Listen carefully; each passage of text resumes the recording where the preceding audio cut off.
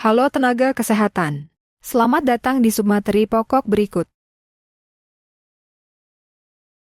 Untuk mempelajari materi ini, silahkan pelajari modul atau bahan ajar yang telah disediakan. Selamat belajar. Submateri pokok yang kelima tentang terapi fisik dada. Teman-teman mungkin bertanya-tanya apa itu terapi fisik dada? Atau mungkin juga sudah ada yang tahu tentang terapi fisik dada. Dulu familiar mungkin kita sering dengar adalah fisioterapi dada. Sekarang khusus untuk perawat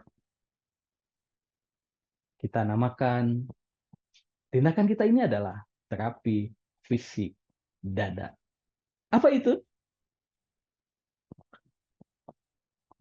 Terapi fisik dada atau mungkin yang sering kita dengar adalah fisioterapi dada, adalah serangkaian teknik yang digunakan untuk membantu membersihkan sekresi dari paru-paru dan meningkatkan ventilasi. Teknik ini mencakup perkusi, vibrasi, dan postural drainase. Kita mungkin bertanya-tanya,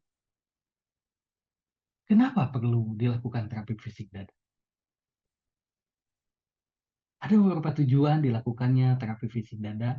Yang pertama adalah meningkatkan pembersihan sekresi dan jalan napas. Yang kedua, meningkatkan pertukaran gas dan fungsi paru-paru. Yang ketiga, mencegah komplikasi pernapasan, seperti adanya infeksi pada paru atau pneumonia.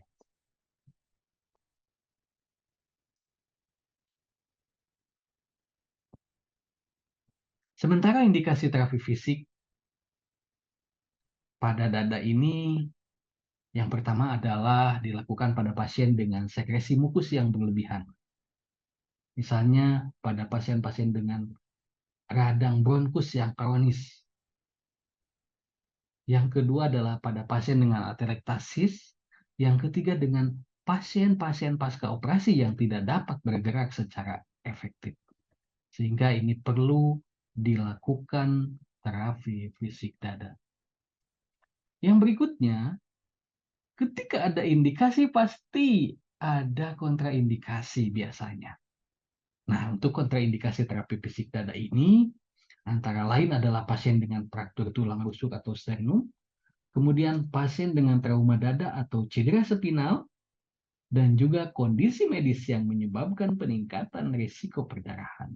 Ini adalah 3 hal kondisi pasien yang menjadi kontraindikasi dilaksanakannya terapi fisik dada. Nah, saat melakukan terapi fisik dada ada beberapa hal penting yang harus dilakukan. Yang pertama adalah lakukan terapi fisik dada pada waktu yang sesuai. Biasanya 1 jam sebelum atau 2 jam setelah makan. Kenapa tidak langsung setelah makan? Ya biasanya kan perut terisi dengan penuh ya, sehingga akan merangsang untuk muntah, tidak nyaman gitu ya saat dilakukan terapi fisik dada. Kemudian pastikan teknik yang dilakukan oleh perawat yang terampil untuk menghindari cedera. Hal ini tentu kaitannya dengan kompetensi yang dimiliki. Teman-teman yang melakukan terapi fisik dada harus mempunyai kewenangan klinis untuk melakukan terapi fisik dada. Hal ini apa? Untuk menghindari cedera pada pasien. Yang berikutnya adalah tidak kalah pentingnya adalah monitor tanda-tanda vital pasien sebelum, selama, dan setelah prosedur. Hal ini untuk memperhatikan respon pasien terhadap tindakan terapi fisik dada yang kita lakukan. Bagaimana dan apa saja teknik untuk terapi fisik dada? Nanti teman-teman semua akan menemukan langsung di dalam sesi praktek terapi fisik dada. Sahabat perawat yang berbahagia, sudah kita bahas tadi submateri pokok kita yang kelima tentang terapi fisik dada. Kita akan beranjak ke materi berikutnya, yaitu submateri pokok kita yang ke-6. Sudah tahu materinya apa? Ya, submateri pokok kita yang ke-6 adalah pemberian inhalasi. Mau tahu gimana caranya? Jangan kemana-mana. Sampai ketemu lagi di submateri pokok kita yang ke-6. Bye. Halo narasi Indonesia Raya, kita sekarang berjumpa pada prosedur terapi fisik dada, di mana untuk prosedur tersebut dibutuhkan peralatan adalah sarung tangan buat kita perawat sebagai penolong pasien, kemudian ada bengkok yang berisi cairan desinfektan, dan tisu. Tidak lupa bila diperlukan adanya oksigen untuk pasien dan suction bila dibutuhkan. Sebelum itu, seperti biasa, untuk memastikan bahwa ini pasien yang membutuhkan terapi fisik dada, maka kita memerlukan minimal 2 identitas, yaitu nama, nomor rekan medis, atau tanggal lahir pasien. Kemudian kita pastikan juga sebelumnya bahwa memang pasien memerlukan terapi fisik dada dari pola nafas, kedalaman nafas, kemudian bunyi nafas, itu semua sudah diidentifikasi di awal, di mana pasien tersebut akan membutuhkan terapi fisik dada. Untuk terapi fisik dada sendiri ada 3 hal yang paling utama. Yang pertama adalah postural drainase, di mana postural drainase ini ada beberapa posisi. Kebetulan yang ini adalah posisi duduk, dan ada beberapa posisi lainnya seperti Trendelenburg dan supine atau mungkin agak tengkurap gitu ya. Kemudian posisi kepala lebih di bawah. Nah, untuk itu dari sekalian dapat melihatnya dari modul untuk beberapa postural drainase. Oke. Untuk pasien ini kita siap melakukan terapi fisik dada. Yang paling pertama kita lakukan adalah melihat bahwa yang harus terapi atau diberikan terapi adalah pada bagian lapang paru, bagian belakang. Hindari untuk perkusi bagian ginjal seperti sini atau tulang belakang di bagian tengah.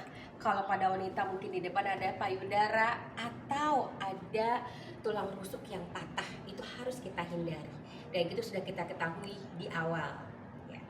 Kemudian sekarang kita siap untuk melakukan terapi fisik dada. Ingat, tadi postural drainase sudah kita posisikan seperti ini dan gunakan bantal untuk kenyamanan pasien. Kemudian yang kedua kita melakukan perkusi. Perkusi ini menggunakan telapak tangan kita dengan menangkupkan seperti ini. Tidak ada yang terbuka. Ya. Kemudian kita lakukan perkusi dari bawah ke atas, dari paru bagian bawah ke paru bagian atas untuk mendorong sputum. Lakukan seperti itu. Selama 3 sampai 5 menit. Minta pasien untuk bernapas, ambil nafas, kemudian keluarkan. Dan pada saat mengambil nafas, pasien memberikan tanda bahwa dia sedang mengambil nafas. Dan pada saat pengeluaran, baru kita lakukan perkusi.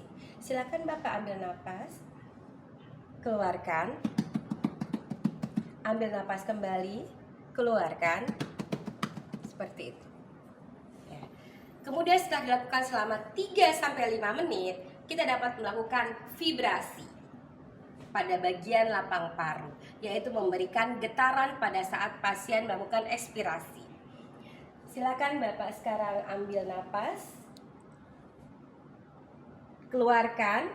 Nah, pada saat mengeluarkan napas, tangan kita sudah siap pada bagian paru tersebut dan kita berikan vibrasi atau yang ketiga ya, getaran. Ambil napas, keluarkan. Ambil napas, keluarkan. Ambil napas, keluarkan. Ambil napas, keluarkan. Seperti itu. Setelah selesai dengan tindakan tersebut, terapi fisik dada, maka kita anjurkan pasien untuk segera batuk efektif. Sudah dipelajari ya pada prosedur sebelumnya untuk mengambil napas dalam dan batuk efektif. Silakan Bapak batukan apabila ingin batuk. Tarik napas dalam, batukan. Ya, Seperti itu. Apabila dibutuhkan suction, maka pasien bisa kita kembali tidurkan dan kita lakukan suction. Atau kita berikan oksigen. Demikian. Kemudian kita rapikan kembali pasien dan peralatan kita. Kita bisa bersihkan pasien yang sudah nyaman seperti ini. Apabila ada keringat atau bekas-bekas tadi pembuangan sputum, dan kemudian kita rapikan lagi. Demikian Nurse Indonesia Raya sudah kita lalui untuk prosedur terapi fisik dada. Sampai berjumpa pada prosedur yang lain.